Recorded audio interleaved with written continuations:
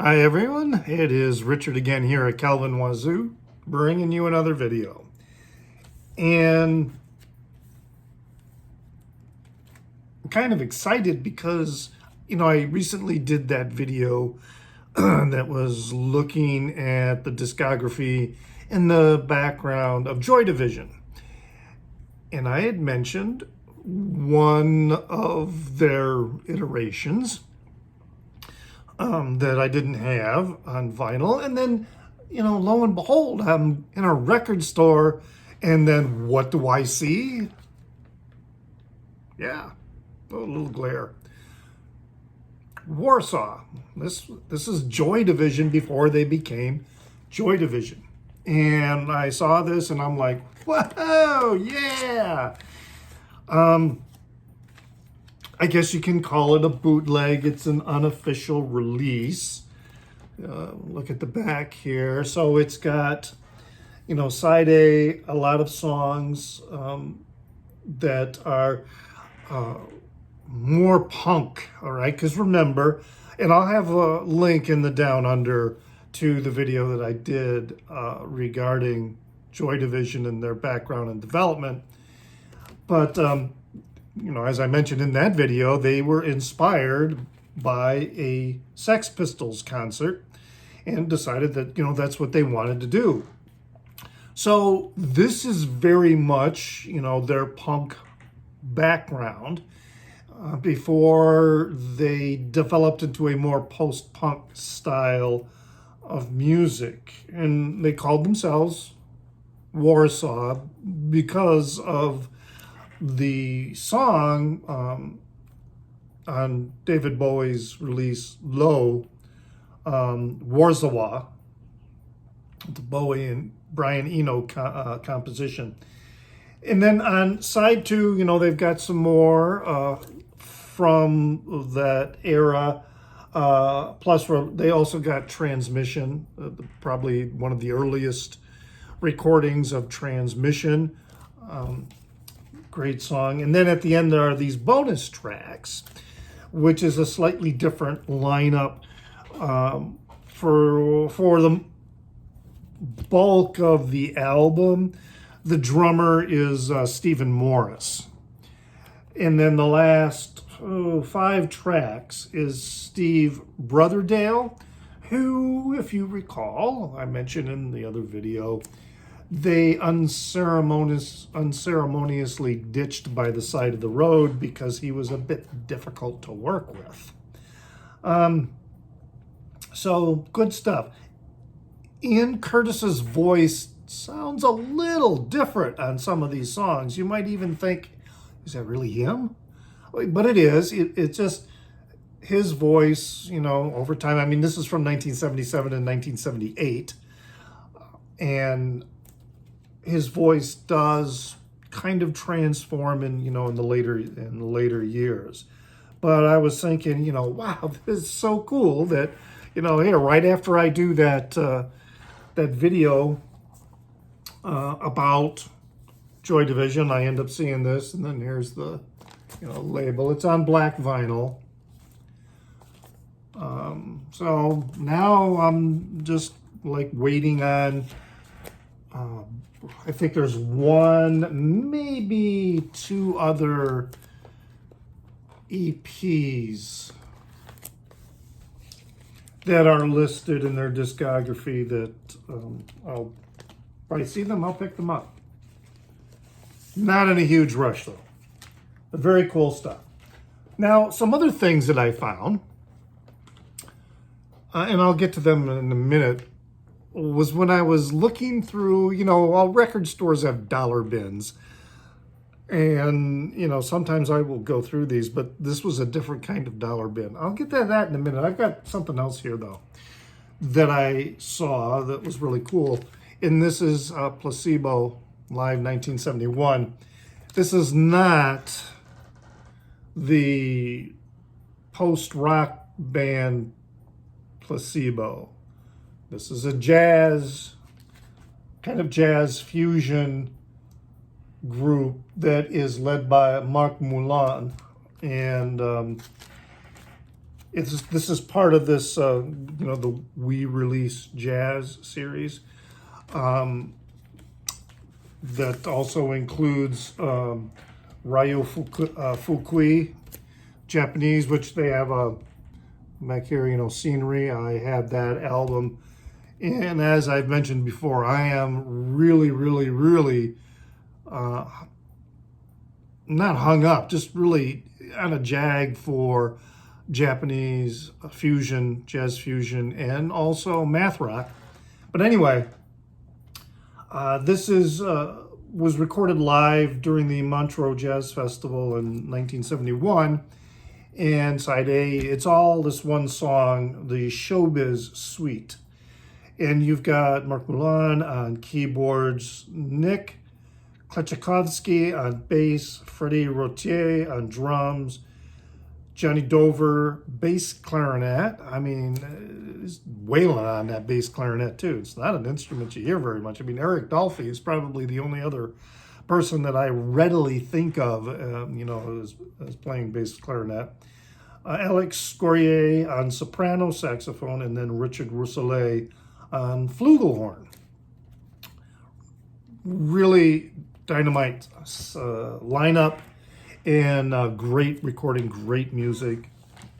I just picked it up and I'm very happy with it. Mostly because, of this label and, having made a really good discovery with that label in the past with Ryo Fukui. Now we get to the interesting part. So I got these two records, the Warsaw and Placebo. And sometimes, and I was going through my list. I have my list of things that I want to buy. And I didn't find anything else on that list. So sometimes I still kind of wander around the record store thinking, oh, I feel like I need to buy something else. And I thought, oh, no, because, just the day before was record store day. And I spent a lot of money on that, and you saw the video on that. So I see this bin of like $2 records, and the bin says that they're all in very good plus near mint condition, but they're all like dollar bin records because there are no sleeves. It's just the record in an inner sleeve. There's no cover. Just a record. And I thought, So I start flipping through this and, find some interesting titles. I got my phone, so I look up either in Discogs or on the All Music Guide. And I look up the artists to try and get an idea of who they are, if they're even listed, because some of these records are pretty obscure. So a couple of them, for example, one I thought, this looked kind of weird, just because there's the label. It's a 10-inch. So, this is, I have these, left over from when, I order records. And so now I can keep it. But anyway, yeah, and then there's the, squealer label, and it's in pretty nice shape. Wax looks pretty good. Here's the other label, and I'm looking at it going, the Tower Recordings and Tono Bungay, and the Tower Recordings and Tono. So it's just like circular and repetitive, and I'm like, who are these people? And I do a quick search, and I find that, it was in, they were listed in Discogs, and I'm thinking, okay, so maybe I can find something out about them. Really couldn't find out too much, other than it was a 1997 release, and the Tower Recordings and Tono Bungay are two different groups, what I found out. And I thought, it's kind of folk rock. They were listed in Discogs as folk rock, psychedelic rock, and I thought, what the hell? It's 99 cents. And so I bought that. When I got it home and played it, it's interesting. It was worth the price, 99 cents. And you know, it's something I may not listen to all that much, but I'll listen to it again. It's not awful or anything. I mean, personally, I just gave it 3 stars out of the 5-star rating. You know, that's just how I rated it. But it's not bad. It's not something I regret. And another one I saw was this one, Colin Stetson. And again, all there was this, with this insert. So the insert that came with the record was with the actual record, but again, no cover. So it's Colin Stetson, New History Warfare Volume 2 Judges. And I'm like, okay, I'm going to do a quick look up here and see, all right, what the hell is this album all about? And I found a listing in Discogs, and it was like jazz, avant-garde, rock kind of thing. And it kind of intrigued me. Interesting label, little skull on there. There's other, liner notes. It's got Laurie Anderson on it, and I thought, okay, she's doing some spoken words. And the songs were all written and performed by Colin Stetson, except for there's a few in here. And one of the interesting things is he plays a bass saxophone. And I thought, okay, I think I could dig that. Because, in elementary, junior high school, and high school, I was a saxophone player. Never played the bass saxophone, but I did play alto, tenor, and baritone. And I got that home, and this one I actually gave 4 stars to. $1.99. No cover, okay. But you know what? I was pleased. This is, again, it's very different. It's avant-garde. It might even be more out there than Ornette Coleman. It's pretty far out there, but it's interesting and enjoyable. The original release also came with a CD, but of course this doesn't have a CD. And apparently you can, get it for like, the highest price one in Discogs is going for about $27. The median's about $18. So, and it also, I guess with the community, it doesn't have a community rating. Just my 4-star rating might be the only one. So anyway, then I found this other one. And the label really kind of intrigued me. So, the Sounds of Liberation. And I did a quick search from them, or on them, and it turns out that this was their only album. And they were kind of a collective, a social movement, as well as a band, so to speak, from Philadelphia in the 70s. And this was something they did in the only release that they put out. And the record cover is, kind of very interesting, but it's kind of jazz, it's set in, Discogs, jazz, funk, and soul. And I thought, okay, again, $1.99. $1.99. I get it home, and I start listening to it, and this is good. This is really good stuff. not necessarily the best recording, but the music and the musicianship, pretty amazing. It kind of reminded me of the jazz ensemble and the Chicago Jazz Ensemble. Now I'm drawing a blank with because I saw them in Grant Park a couple of years ago.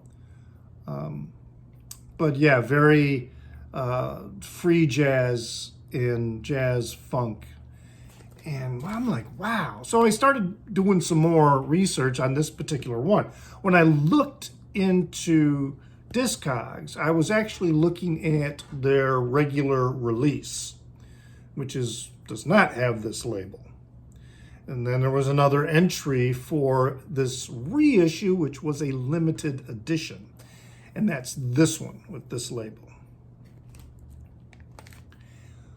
The median price is more than $100. The highest priced one that ever sold was $270. The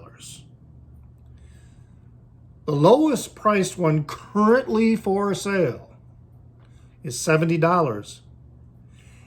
And it doesn't have a cover. It's just the record, like this, like what I have. Just the record. Being sold for $70. I bought it for $1.99. I'm like, wow. So I ended up making my own label by printing the material that I found in Discogs. And that's what it is. The Sounds of Liberation was a band and social movement formed in the Germantown and Mount Airy neighborhoods of Philadelphia in 1970. The group consisted of 7 members: Con Jamal on the vibraphone, Bayard Lancaster on alto saxophone, Billy Mills on bass, Dwight James on drums, Manette Sudler on guitar, Omar Hill, percussion, William Brister, a percussionist, also known as Rashid Salim. And just awesome. Recorded March 1972 on Dogtown Records in Philadelphia. This was limited to only 500 copies. And when it was sold, it included a download card. All I got is just this record, in a paper sleeve, $1.99. Yeah, there it is, see, $1.99. This is the plastic that it was in. And yeah, it's being sold for $70 sans cover. So, not that I'm going to expect to find another, amazing gem in that particular pile of records in that store, but I'm certainly going to be looking through that pile again to see what was there. I mean, there was a copy of Bruce Springsteen's Born to Run, just the record, in a paper sleeve. I did not examine it that closely though to see if it was, a first pressing. It might have been. I mean, geez. So you never know what you're going to find when you go digging in the record store. Anyway, I hope you enjoyed that. Like and subscribe to the channel. Leave a comment in the Down Under. Have you ever found any really cheap grails, I guess you could say? And speaking of grails, I got one coming in the mail. A record that I've been looking for, or wanting at least, for a long time, but the price on used copies was never coming down below $100, and it was averaging about $120 to $150. I had seen in Discogs that it had sold for as high as $200 and more dollars, largely, and it was like first came out in within the last 10 years. but it was a limited pressing and they never did a reissue. Well, a reissue was finally released last year. So I ordered it from Amazon for like 20 some odd dollars.